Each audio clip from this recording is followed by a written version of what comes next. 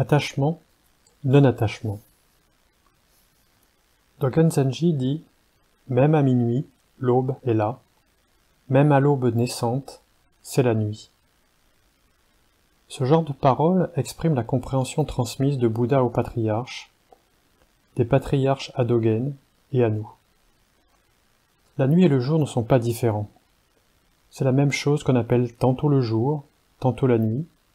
C'est une seule et même chose. Pratique de zazen et activités quotidiennes sont une seule et même chose. Nous appelons zazen la vie de tous les jours, et la vie de tous les jours, zazen. Mais nous pensons d'habitude, maintenant zazen est fini, nous allons reprendre notre activité quotidienne. Mais ce n'est pas la compréhension juste. Ce sont une seule et même chose. Nous ne pouvons nous échapper nulle part. Ainsi, dans l'activité devrait être le calme, et dans le calme devrait être l'activité.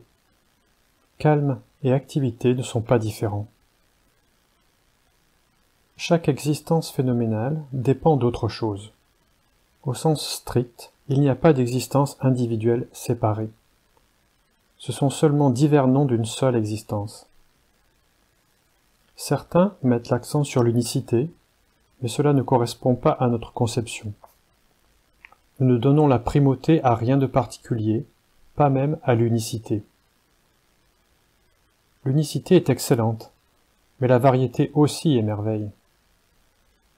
Les gens ignorent la variété et donnent la primauté à l'existence unique et absolue, mais c'est une conception partiale.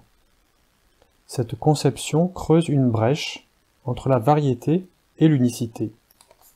Or, l'unicité et la variété sont une même chose. Aussi devrait-on apprécier l'unicité dans chaque existence phénoménale. Voilà pourquoi nous insistons sur la vie quotidienne plutôt que sur un état d'esprit particulier. Trouvons la réalité en chaque moment et en chaque phénomène. Cela est très important. Dogen Zenji dit « Tout à la nature de Bouddha, cependant nous aimons les fleurs, et les mauvaises herbes ne nous plaisent pas. » C'est une vérité de la nature humaine. Mais cet attachement pour la beauté est l'activité de Bouddha. Ce peu de goût pour les mauvaises herbes est aussi l'activité de Bouddha. Nous devrions le savoir. Si vous le savez, vous pouvez en toute liberté vous attacher à quelque chose. Car si c'est l'attachement de Bouddha, c'est le non-attachement. Dans l'amour devrait donc être la haine, ou non-attachement. Et dans la haine, devrait être l'amour, ou acceptation. L'amour et la haine sont une seule et même chose. Nous ne devrions pas nous attacher seulement à l'amour. Nous devrions accepter la haine. Accepter les mauvaises herbes, malgré ce que nous ressentons pour elles. Si elles ne vous plaisent pas, ne les aimez pas. Et si vous les aimez, aimez-les. Vous critiquez généralement votre propre attitude injuste envers ce qui vous entoure. Vous critiquez votre attitude de refus. Mais si l'acceptation habituelle des choses et la nôtre peuvent sembler parfaitement identiques, une très subtile différence les sépare cependant. Nous avons appris qu'il n'y a pas de brèche entre la nuit et le jour, pas de brèche entre vous et moi. Ceci exprime l'unicité. Mais nous ne donnons même pas la primauté à l'unicité. Si c'est un, nul besoin de le mettre en premier. Dogen dit « Apprendre quelque chose, c'est vous connaître. Étudier le bouddhisme, c'est vous étudier. » Apprendre quelque chose, ce n'est pas acquérir quelque chose que vous ignoriez avant. Vous savez quelque chose avant de l'apprendre. Il n'y a pas de brèche entre le « je » avant de savoir et le « je » après. Il n'y a pas de brèche entre le sage et l'ignorant. Un insensé est un sage est un insensé. Mais d'habitude, nous pensons « il est insensé et moi je suis sage » ou bien « avant j'étais insensé, mais maintenant je suis sage ». Comment pouvons-nous être sages si nous sommes insensés? Mais le sens qui nous a été transmis depuis Bouddha, c'est qu'il n'y a pas la moindre différence entre le sage et l'insensé. C'est ainsi. Mais si je dis ceci, on peut penser que j'insiste davantage sur l'unicité. Ce n'est pas ainsi.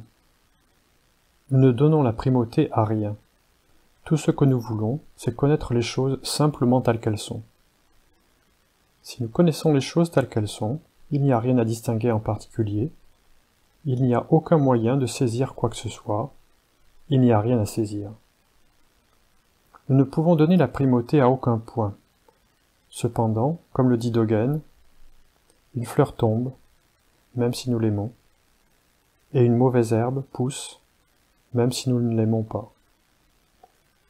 Même s'il en est ainsi, c'est notre vie. C'est ainsi que nous devrions comprendre notre vie. Alors, aucun problème ne se pose. C'est parce que nous insistons davantage sur un point particulier que nous avons constamment des ennuis. Nous devrions accepter les choses juste comme elles sont. C'est ainsi que nous comprenons tout et que nous vivons dans ce monde. Cette expérience-là dépasse notre pensée. Dans le domaine de la pensée, il existe une différence entre l'unicité et la variété. Mais dans l'expérience réelle, unicité et variété sont une même chose. Parce que vous créez une certaine idée d'unicité ou de variété, vous êtes pris par cette idée.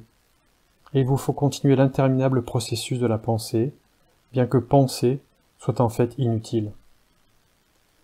Nous avons beaucoup de problèmes émotifs, mais ces problèmes ne sont pas de vrais problèmes. Ils sont créés. Ce sont des problèmes que nos idées ou nos conceptions égocentriques nous font distinguer. Et parce que nous faisons une distinction particulière, des problèmes surgissent. Mais, en réalité, il n'est pas possible de faire une distinction particulière pour quoi que ce soit. Le bonheur et la peine est le bonheur. Dans la difficulté se trouve le bonheur, dans le bonheur, la difficulté. Même si nous éprouvons des sensations différentes, elles ne sont pas réellement différentes. En essence, elles sont semblables. Telle est la vraie compréhension qui nous a été transmise depuis